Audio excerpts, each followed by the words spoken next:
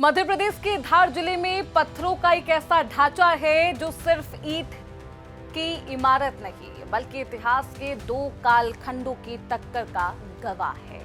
एक तरफ वो दौर था जब यहाँ वेदों की ऋचाएं गूंजती थी और दूसरी तरफ आज का ये वक्त जहां अदालतों में दलीलें गूंजती हुई सुनाई देती है, जिसे दुनिया आज भोजशाला, कमाल मौला मस्जिद के नाम से जानती है, पहचानती है।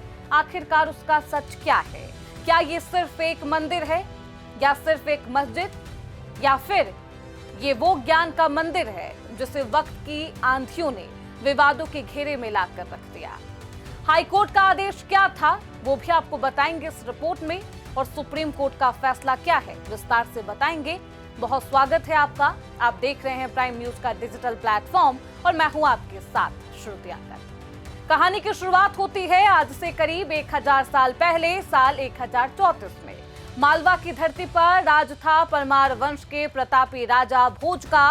राजा भोज सिर्फ एक योद्धा नहीं थे, वो 72 कलाओं के ज्ञाता और सरस्वती के अनन्य भक्त थे। उन्होंने धार में एक भव्य सरस्वती कंठाभरण विश्वविद्यालय की स्थापना की। कल्पना कीजिए, नक्काशीदार खंभों के नीचे दुनिया भर से आए छात्र संस्कृत व्याकरण और खगोल विज्ञान पढ़ते थे। 1035 में वसंत पंचमी के दिन यहाँ मां सरस्वती की प्रतिमा स्थापित की गई।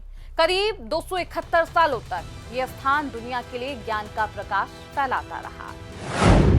1034 में राजा भोज ने कराया है भोजशाला का निर्माण। 1456 में महमूद खिलजी ने भोजशाला को ध्वस्त करके मकबरा बनाया। 1933 में राजा आनंद राव की तबीयत खराब होती है तो मुस्लिम समाज को नमाज की अनुमति मिली। 1902 में हुए सर्वे में भोजशाला में हिंदू चिन्ह, संस्कृत के शब्द आदि पाए गए। लॉर्ड कर्जन ने रखरखाव के लिए 50,000 रुपए मंजूर किए। 1951 में भोजशाला को राष्ट्रीय स्मारक घोषित किया गया। 1997 में भोजशाला में आम नागरिकों के प्रवेश पर प्रतिबंध लगाया गया और साल 2003 में हिंदुओं को मंगलवार और वसंत पंचमी के दिन पूजा और मुस्लिम समाज को शुक्रवार को दोपहर 1 से 3 बजे नमाज की इजाजत दी गई। लेकिन वक्त का पहिया घूमता है और आपने हमेशा सुना होगा कि वक्त हमेशा एक जैसा नहीं रहता। साल 1305 अलाउद्दीन खिलजी के आक्रमण के साथ मालवा का सुनहरा अध्याय काला हो गया। इतिहासकार बताते हैं कि आक्रमणकारियों की नजर इस भव्य केंद्र पर आई। बाद में 1514 ईस्वी में महमूद शाह खिलजी ने इसके स्वरूप को बदलने की कोशिश की। उसी परिसर में कमाल मौलाना का मकबरा बनाया गया। दीवारों पर जहां संस्कृत के श्लोक लिखे थे वहां दरारें डाली गई। शिक्षा का ये मंदिर विवाद की जमीन बन गया। इस कहानी का सबसे दर्दनाक हिस्सा अभी भी बाकी है। साल 1875 में ये हिस्सा सामने आया। अंग्रेज अधिकारी मेजर किकेंड ने यहाँ खुदाई करवाई। मिट्टी के नीचे से मां भाग्य देवी यानी कि सरस्वती देवी की वो दिव्य प्रतिमा निकाली गई जिसकी स्थापना राजा भोज ने की थी। लेकिन अफसोस, वो प्रतिमा आज भारत में नहीं बल्कि लंदन के ब्रिटिश म्यूजियम में है। पिछले 150 सालों से वो पत्थर की मूर्त अपनी मिट्टी, अपनी भोजशाला वापस लौटने का इंतजार कर रही। अब सवाल ये है कि आखिर मामला सुप्रीम कोर्ट तक क्यों पहुंचा, कैसे पहुंचा? चलिए ये विस्तार से अब बताते हैं। आजादी के बाद से ही भोजशाला में पूजा और नमाज को लेकर खींचतान शुरू हुई। साल 2003 वो वक्त जब एएसआई ने एक बीच का रास्ता निकाला। मंगलवार को हिंदू पूजा करेंगे और शुक्रवार को मुस्लिम नमाज अदा करेंगे। लेकिन ये समाधान नहीं, सिर्फ एक स्टॉप गेम व्यवस्था थी। साल 2024 और 2025 में जब वैज्ञानिक सर्वे हुए यानी कि एएसआई सर्वे हुआ तो जमीन के नीचे से सनातनी प्रतीकों के मिलने के दावे ने इस पूरे विवाद को आग में तब्दील कर दिया और भी संवेदनशील बना दिया। और अब ये मामला सुप्रीम कोर्ट में आया क्योंकि 2026 की वसंत पंचमी शुक्रवार को ही और हिंदू पक्ष का कहना रहा कि जिस स्थान पर राजा भोज ने सरस्वती मंदिर बनाया था वहां नमाज का कोई औचित्य नहीं। वहीं मुस्लिम पक्ष इसे अपनी इबादतगाह बताता है। सुप्रीम कोर्ट ने दखल भी, इस पूरे मामले पर सुप्रीम कोर्ट का दखल भी हुआ, इसलिए ताकि आस्था के नाम पर कानून व्यवस्था ना खराब हो और अराजकता ना फैले। वैज्ञानिक साक्ष्यों के आधार पर ही कोई अंतिम फैसला हो। राजा भोज की वो ज्ञानशाला जिसे उन्होंने शांति और शिक्षा के लिए बनाया था, आज भारी पुलिस सुरक्षा और लोहे की जाली के पीछे कैद आपको नजर आ रहा होगा। क्या भोजशाला को अपनी खोई हुई गरिमा वापस मिलेगी? क्या मां भाग्य देवी लंदन से वापस अपने धरा वापस आएंगी? ये वो सवाल है जिनका जवाब अब इतिहास के पन्नों में है और शायद इतिहास के पन्नों को पलटते पलटते ये पूरा विवाद शुरू हो चुका है। अदालत के फैसले में भी अभी तमाम बातें छिपी है। चलिए, अब भोजशाला का सफर 1000 साल पुराना है, लेकिन इसका भविष्य आज भी अनिश्चितता के धुंध में है। अब आज के हालात पर बात करते हैं, भविष्य की बात बाद में करेंगे, वर्तमान में लौटते हैं क्योंकि अब सुप्रीम कोर्ट का फैसला आया।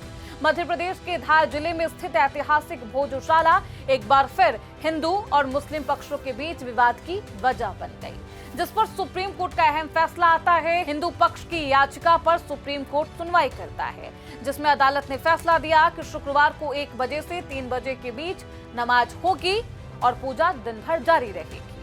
दोनों के ही आने जाने के रास्ते अलग अलग होंगे, यानी कि हिंदू पक्ष और मुस्लिम पक्ष दोनों अलग अलग रास्ते से आएंगे। बता दें कि इस बार बसंत पंचमी 23 जनवरी को शुक्रवार के दिन है, इसलिए ये विवाद होता है, जिस वजह से पूजा और जुम्मे की नमाज को लेकर तनाव था। हालांकि अब सुप्रीम कोर्ट का फैसला आ गया। सुप्रीम कोर्ट ने अपने फैसले में कहा कि भोजशाला परिसर में मुस्लिम पक्ष को नमाज के लिए अलग जगह दी जाए और दोनों पक्ष के लिए आने जाने का रास्ता भी अलग अलग हो, दोनों का टकराव आपस में ना हो।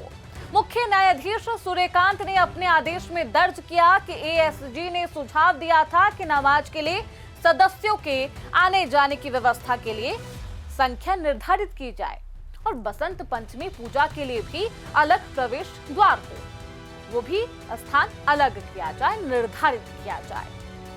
चलिए, एएसजी और मध्य प्रदेश के एजी ने आश्वासन भी दिया कि कानून व्यवस्था सुचारू रूप से बनी रहेगी और हम इस रुख की सराहना करते हैं, तारीफ करते हैं। एएसजी ने कहा कि अगर वे हमें शाम तक नमाज के लिए संख्या बता दे तो हम पास भी जारी कर सकते हैं। सुरक्षा के इंतजाम पुख्ता किए गए हैं। विवाद बढ़ने की आशंका को देखते हुए पुलिस प्रशासन ने क्या कुछ इंतजाम किए हैं वो आपको बताएंगे ग्राफिक्स के माध्यम से। भोजशाला को छावनी में तब्दील कर दिया गया है। सुरक्षा के मुख्य इंतजाम आपको समझाते हैं, ग्राफिक्स देखिए। 8000 से ज्यादा जवानों की यहाँ पर तैनाती की गई है। 200 से ज्यादा सीसीटीवी कैमरे लगाए गए हैं। हर गली की 3D मैपिंग कराई जा रही है। 22 से 27 जनवरी तक ड्रोन कैमरे से निगरानी रखी जाएगी और ड्रोन चलाने पर भी पाबंदी है। भोजशाला परिसर के 300 मीटर एरिया को नो फ्लाई जोन घोषित किया गया है। इलाके में पुलिस प्रशासन लगातार फ्लैग मार्च कर रहा है। लोगों से भी अपील की जा रही है कि किसी तरीके से ना तो भ्रामक जानकारी पर ध्यान दें, ना ही अफवाह फैलाएं। ये तमाम आदेश पुलिस प्रशासन की तरफ से जारी किए जा रहे हैं ताकि माहौल खराब ना हो। अब देखिए हाई कोर्ट का फैसला क्या आता है। एमपी हाई कोर्ट का फैसला इस पूरे विवाद पर क्या आता है, जिसको लेकर अभी भी विवाद जारी है।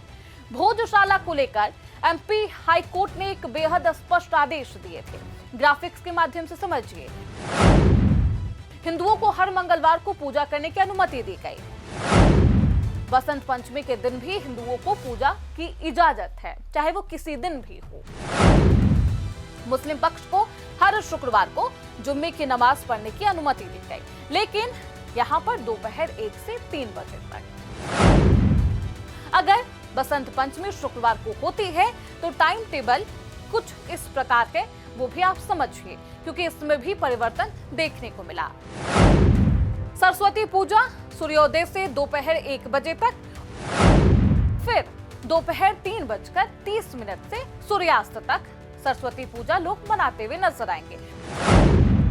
जुम्मे की नमाज किस दिन होगी, कितने बजे तक, वो समझिए। दोपहर 1 से 3 बजे तक जुम्मे की नमाज मुस्लिम समुदाय के लोग अदा करेंगे। खैर, अब सुप्रीम कोर्ट और एमपी हाई कोर्ट का जो तमाम फैसला है वो आपके सामने है, लेकिन इस फैसले के बाद कैसी तैयारियां हैं वो आपको बता देते हैं, क्योंकि सुप्रीम कोर्ट ने फैसला बता दिया है कि वहां पर दोनों ही जो समुदाय के लोग हैं पूजा अर्चना और नमाज अदा करते हुए नजर आएंगे। हिंदू पक्ष पूजा की तैयारी में जुटा है। उन्होंने भोजशाला में भगवा झंडे लगा दिए हैं। पूरे दिन अखंड पूजा, यज्ञ, पाठ और पूर्णाहुति की आयोजन की गई है। मंगलवार को यहाँ पर भक्तों का सैलाब देखने को मिलेगा।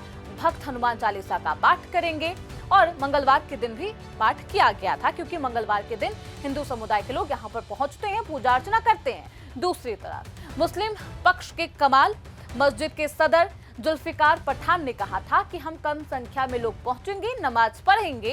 हिंदू पक्ष को अपना बड़ा दिल दिखाना चाहिए और 2 घंटे नमाज होने दे शांति से, ये उनका कहना है। तो ये थी धार की ऐतिहासिक भोजशाला की वो दास्तान जो आज भी न्याय यानी कि इंसाफ और पहचान की तलाश में है। एक ऐसा स्थान जिसे राजा भोज ने दुनिया को ज्ञान देने के लिए बनाया था, वो अब खुद ही अंधकार में नजर आ रही है। आज खुद अपनी पहचान के लिए अदालतों की फाइल में उलझा हुआ भोजशाला। सोचिए, वो पत्थर जिन पर कभी संस्कृत के व्याकरण लिखे थे, आज उन पर पहरा है। वो आंगन जहां कभी वेदों की ऋचाएं गूंजती थी, आज वहां पुलिस के जूते की आहट है और कानून की दलीलें सुनाई देती है। अदालत में तमाम दलीलें हैं, तमाम विवाद है, तमाम पक्ष है, लेकिन अभी तक इस ज्ञान की रोशनी को लोगों तक पहुंचाने में वो तमाम दलीलें असमर्थ है। खैर, कब ये विवाद सुलझेगा और फैसला क्या आएगा, किसके पक्ष में आएगा, ये सब कुछ देखने वाली बात रहेगी। फिलहाल इसी के साथ इस रिपोर्ट में बस इतना ही। मुझे दीजिए इजाजत। देखते रहिए प्राइम न्यूज का डिजिटल प्लेटफॉर्म। जय हिंद, जय भारत।